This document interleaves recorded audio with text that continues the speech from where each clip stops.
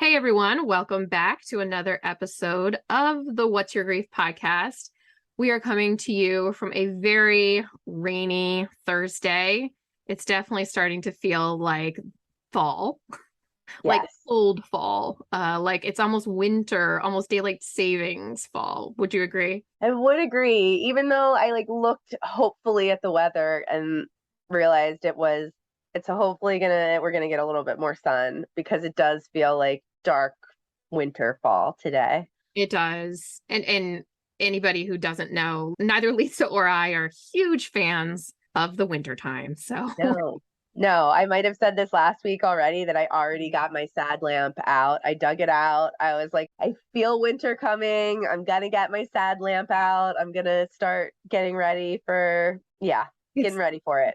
Matt, my husband, interestingly, over the last like two and a half weeks, has come home from Walmart on, I am not kidding you when I say three different occasions with one to two giant blankets. like blankets for the living room. I don't know. Yep. We Like call them throw blanket. softies. We call them softies in our house because someone else we knew called them that. We were making fun of it, but then we like started calling it that.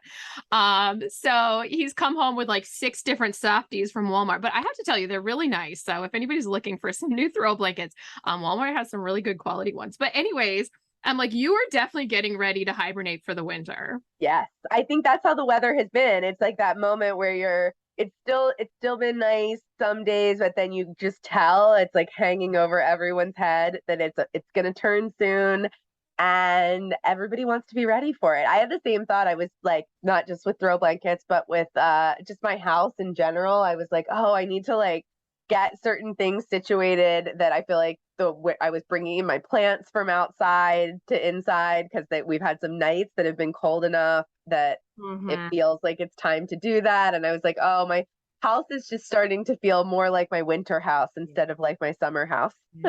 How to survive the winter period, but also when you're grieving is definitely, I think we've done a podcast about it before, but definitely one that we need to do again this year, maybe in a couple weeks. Yes. Oh my gosh. I think we definitely should because I think that winter, I mean, it's interesting though. Another friend, like Luca, I was talking to Luca, a friend, and she was saying Luca like really loves the cold and the winter and Yeah. thrives at that time of year. And they're really like looking forward to that. And it was just so funny because for me, I feel like it's so hard for me even to relate to that. Like I know that's true for some people, but it's so far from my experience. Yes, I agree. I know some people love the winter and I'm envious. I wish I loved the winter.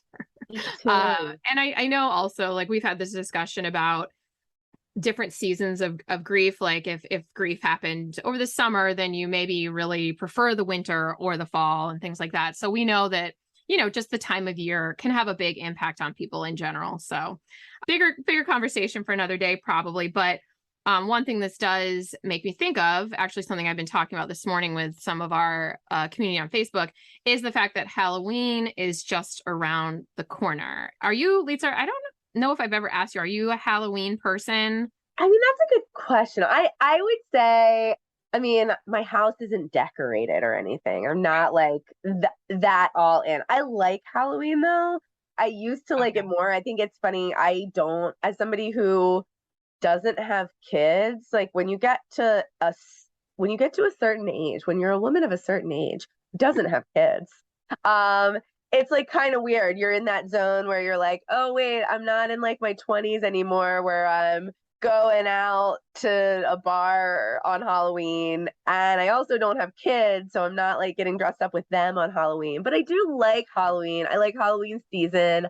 I like when kids come trick or treating. So overall, I like Halloween. I just don't have any good excuses to kind of get into Halloween anymore. Right. And I mean, not that you need an excuse. If you like Halloween, you can go, you can be that lady. That's true. I could be that. I could be that lady. If your kids need anybody, if Agnes needs someone to take her trick or treating, I'm in. But you're right. I don't need an excuse. Yeah, I think I maybe have said this in the past somewhere on the site or not.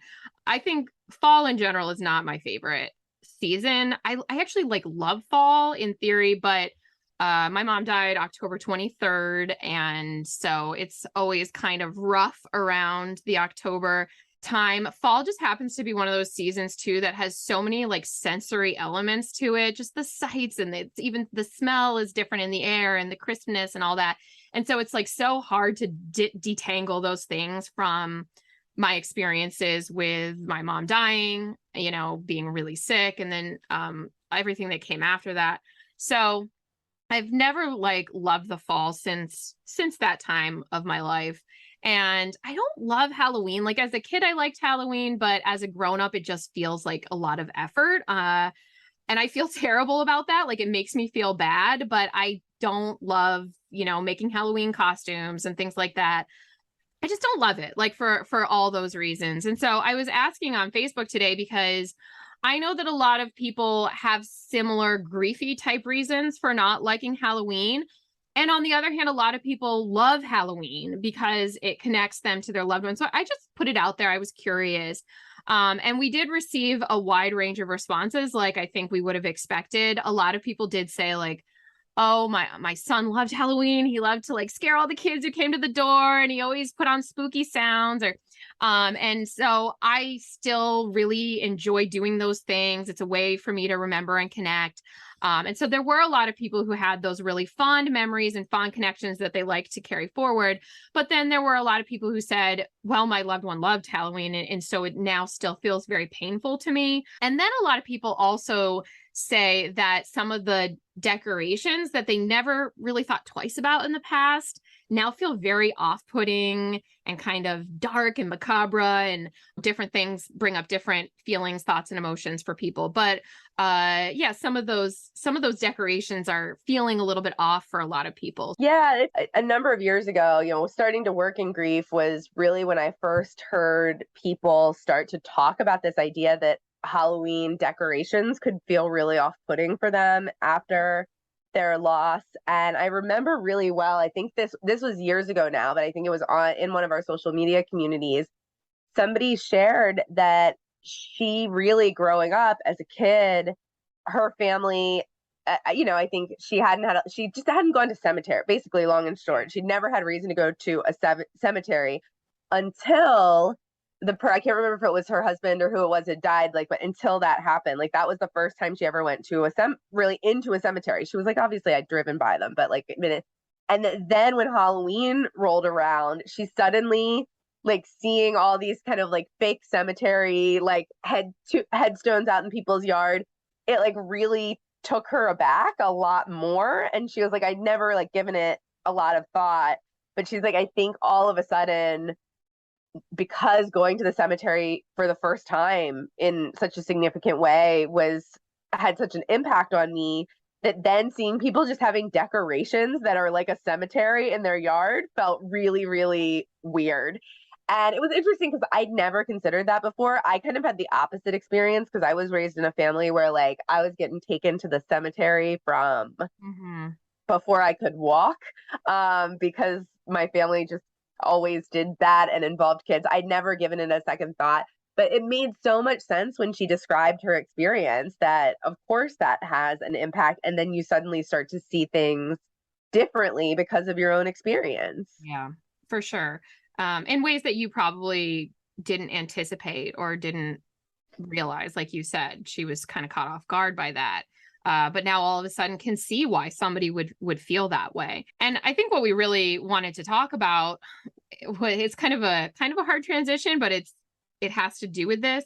It's just the fact that there are a lot of times when in life we feel a little bit disconnected from what's going on around us in a way that we feel like maybe everyone else is celebrating and we aren't, or in a way that we feel like, oh, we should be feeling happier, more positive, more merry with things like Thanksgiving coming up, more grateful with things like the other December holidays coming up, maybe feeling more merry or more generous of spirit and all sorts of things. And it makes me think of the list that we first wrote on our website and that is now in our book.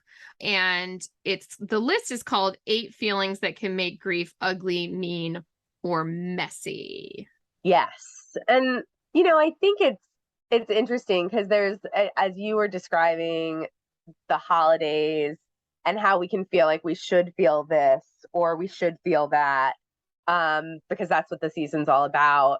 I think part of what can make us feel mean is sometimes the feeling of feeling like jealous that we don't feel that. Like we see it in other people Yeah. and we're looking at them and we're like beyond the, oh, I should feel merry. It's like this jealousy or sometimes like even resentment that other people around us are able to just enjoy the holiday season and not have this huge weight hanging over them of grief, or they're able to put those Halloween decorations out without a second thought because they haven't experienced something that now has created an association that is really hard and upsetting and sad. And so I think for me, one of the things that's on that list that I think is so common, but that we don't talk about that much, is that we feel jealous of people when they're getting to experience the season in the way that we feel like we should be able to experience the season or we're supposed to. Yeah, and I think one thing to point out, actually, how we wrote this point when we wrote it in the book, is that you feel jealous of people you love. Like you feel jealous of people in general, but I do think it's also important to point out that you might feel jealous of people who you want to be happy for, who you love, who you have just the greatest hopes for, and want their every happiness. But at the same time, you feel a little bit jealous or bitter because of your particular loss. I think of this sometimes when I think about how people might struggle with infertility or experience miscarriage and stillbirth and have family members who they want the best for, who they love very much, announce things like pregnancy or have a baby shower or have a baby. And you want them to be happy. You're happy for them. But at the same time, it can be really hard to separate out feelings of jealousy or bitterness or resentment. Those are very natural and normal feelings. It doesn't mean that you don't want your loved one to be happy, but it also means that you have your own feelings about your own life and loss. Yeah, and that you can feel, I mean, I feel like we're a broken record sometimes with the like, and you can feel them both at the same time. But it's true, like you can feel them both at the same time. You can truly want someone to be happy and you can be happy for them that they're happy, and you can also feel jealous and you can also feel like it's unfair and you can also feel all of those things, and one doesn't have to be taking away from the other. I think that's part of the thing that's hard for people, is it feels like I'm ashamed of this because somehow I must not be fully happy for my friend if I also feel jealous of my friend. But in many, I think about these situations and with other people, I would certainly understand if I was in that position and somebody saw me getting to experience Mother's Day with my mom and they had lost their mom. Like I would absolutely understand that in that moment they could both feel so happy that I get to have Mother's Day with my mom and kind of jealous and resentful that they don't get to have Mother's Day with their mom. And those can both be Yeah. 100% true. Yeah. It's almost like, I think, needing to, for me personally, because the example you just shared is spot on for me. I think it's me needing to separate out feeling resentment towards the person and just resentment towards my loss. It's not the person who has the mother that I am resentful of. It is the fact that I don't have my mother. It is the loss. It is the course that her life took that I feel resentful of. And so I think for me, being able to separate those things out and distinguish those is really important. But what we know in loss is we often displace our feelings onto the world around us. We can't get mad at loss. We can't take it out on loss because loss is abstract, but we can get mad and take it out on people around us. So I do think that oftentimes, not just with jealousy, but another thing that we talk about in this list is feeling very angry. And I think a lot of times with that anger, we can easily find ourselves taking out the anger on things that aren't necessarily appropriate places to take out the anger. Yeah, and I think sometimes, it's interesting. I was about to say something that I'm pausing to rethink because I don't think it's always true. I was about to say, you wouldn't want your friend not to be happy, not to experience that happiness, just because you are not getting to experience it. But interestingly, I think that I know that from talking to many people in grief over many years that sometimes people will even say, I wanted someone else to not be happy Mm-hmm. because I haven't had that happiness or because was hurt in some way. And when you dig below that, when you talk to people about that, often, what you get to is people feeling alone and isolated and kind of like angry that no one else, they feel like no one else either understands what they've been through or has had to go through what they've been through. And sometimes there's this anger that it happened, but also anger that you're alone and misunderstood, and sometimes kind of looking for a certain connection. So there can be that feeling of like, I'm angry and I wish that this other person, I wish I could feel connection, in this way. And oftentimes when people feel that, they take a step back and they feel awful afterwards, that they feel like they've wished it. But often what they're looking for is like, I wish somebody could understand. I wish I didn't feel alone. I wish I had, a connection around this. And when they spend a little time, they don't really want other people to suffer, but they also Yeah. want to feel less alone. And a lot of times anger Yeah. is is surrounding a lot of those other feelings. Yeah. I just had somebody who I'm close with who struggles from time to time with pretty extreme depression and anxiety say to me, I wish that others could see what my life is like through my eyes. Like, I wish others could just be in my brain for, one day or 1 hour. And I think that that sort of expresses like what you're saying. Like, it's not necessarily that I want you to have the same loss or hardship that I had, but I just wish that you could see the world how I'm currently seeing it so you could understand me better. And so that I'm not feeling like everyone else is on the inside and I'm the only one standing alone on the outside.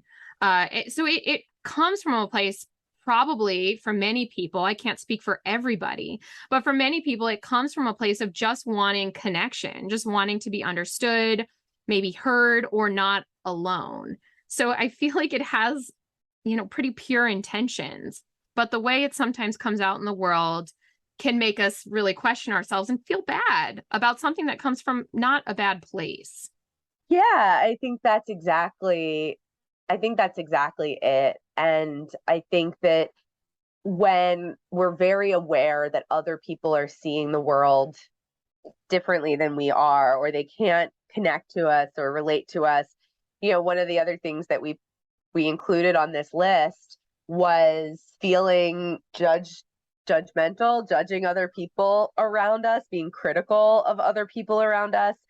And I think sometimes it's because in grief, with that, we feel like we have sort of seen things that other people haven't seen. Like we understand priorities differently. We suddenly feel like there's a weight to the way that we're experiencing the world that others don't have. And suddenly the things that the lens they're looking at the world with, stuff feels important to them that to us is just like, are you serious? Like, don't you know what's really important in the world? Like, I've lost the person that's the most important to me, or I've found out I'm never going to be able to have children, or I've, found out that whatever this huge thing is that has changed in one's life, it can then just feel so frustrating when somebody is complaining about the fact that their favorite Starbucks location closed, or whatever it is that is their weight. And so we have this judgment that comes, and I think again it's that I just wish you could see the world through my eyes. I wish you could understand what I'm seeing and how my priorities have shifted, and we can't snap our fingers and have people do that. And as a result, sometimes it's hard because I find myself having to keep myself in check sometimes when I feel like people are getting worked up about stuff that in the grand scheme of things feels inconsequential. And I realize that sometimes that comes from the fact that I both have personal and professional experiences that sometimes keep my priorities in a different place than other people's priorities. Yeah, sure. I think that grief often causes a little bit of a disenchantment with a lot of things in life. It can cause you to change your beliefs, your outlook on things.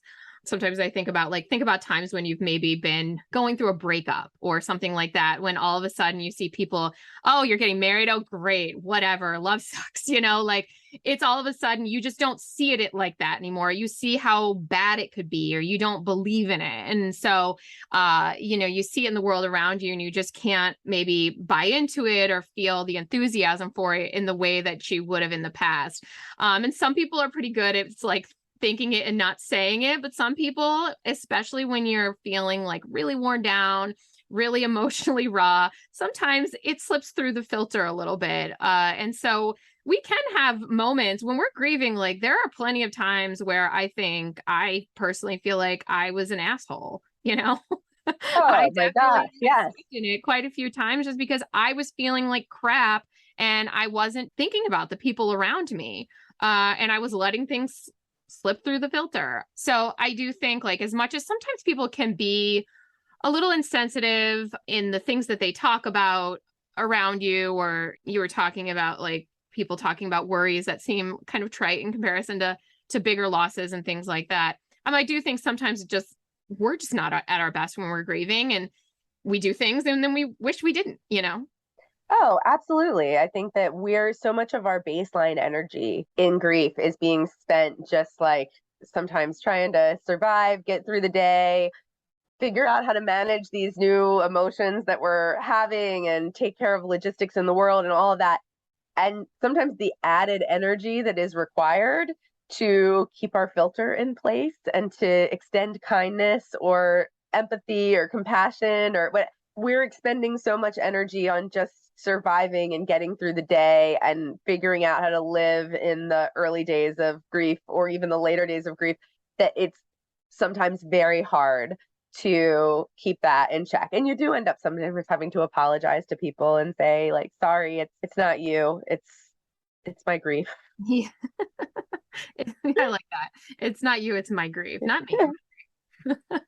You're kind of under the influence of grief a little bit. Exactly. I think one thing that you said reminds me of another one that I think can make us feel bad about ourselves. And that's just the sense that you don't care about things the way you used to. And I'm not saying this in the way that we kind of just talked about, which is like you're a little bit judgmental or resentful or mad. It's just that you just really don't care. And you're not really keeping the balls in the air the way you had in the past with these things, because you don't have that, you don't have that energy, or you don't have that priority, or you just frankly are feeling apathetic about everything.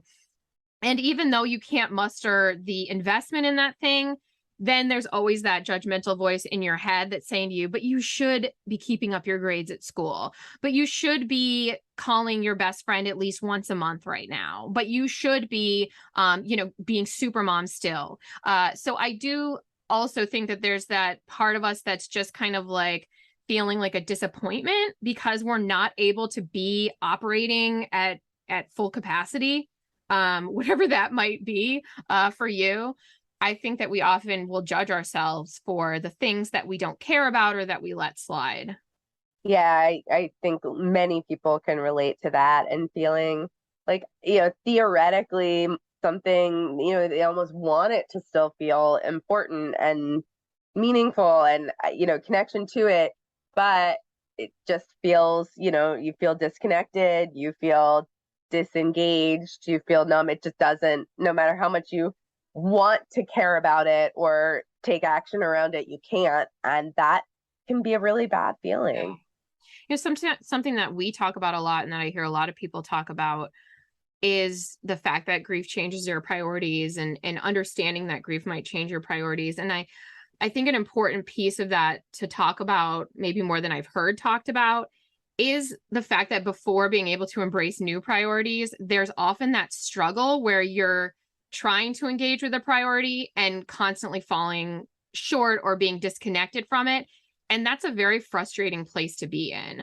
And there's almost this point where you have to say, this is a loss I have to let go of, at least for now.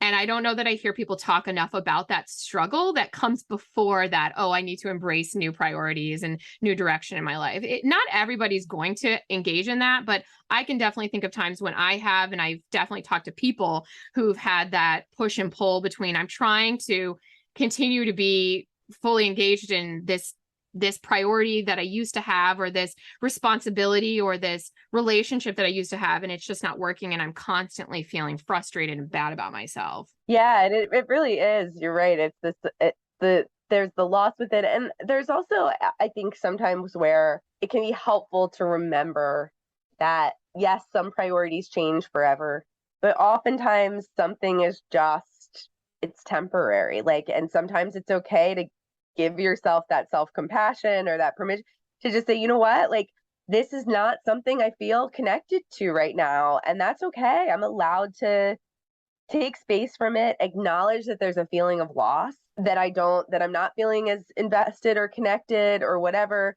But rather than beating myself up and feeling like I'm failing over and over again, even when I'm pushing myself, is to just say, I'm just going to take some space from this. And maybe in a little while, I'll feel reconnected again and it'll be different, maybe not. But like right now, I just need to focus my attention where I am feeling more engaged. One of the last ones that comes to my mind is when we're feeling a little bit out of control, looking for coping to help us take steps. And I think we might feel like we can't find any sort of coping. We can't find any sort of mastery. We can't find any sort of balance. Or it might be a feeling that the coping we're going to is actually really negative coping that's making things worse. You know, I think everyone in grief, I mean, I don't know that I've ever talked to anyone grieving any sort of loss that hasn't had that moment of feeling out of control in some way, where that I think our sense of mastery in the world, like we oftentimes, even if it's just one area of your life where it's like, okay, well, at least at work, I feel like I'm able to come in and get my job done and focus, or I'm able to be a really good mom and do these particular things, or I'm always able to be a kind, caring, empathetic person. Like we have these things that we've worked over the course of our lives to really develop and feel comfort in and feel like are part of who we are. And I think that can really tailspin in grief, where all of a sudden the job you felt like you were great at, you get into work and you're like, I cannot concentrate to finish a task. I'm snapping at people in meetings. I'm so behind, and suddenly you're like, I don't even know where to begin to get back on top of this. Like, this is something that came naturally to me before. And I can't even figure out now how with work or, with effort to get it back under control. And so I think that feeling, it's incredibly common, and it is one that a combination of support and time and working sometimes with someone, a therapist, or to try to figure out how do I start to slowly feel a little more in control. And if negative coping is something that has crept in and is become my go-to, if I'm not able to rein that in on my own and say, okay, I've got to find some other coping skills, that getting professional support can be really important with this one. Because spiraling, there is not much worse on top of grief, which is awful, of feeling like you're spiraling out of control on top of everything else with your grief.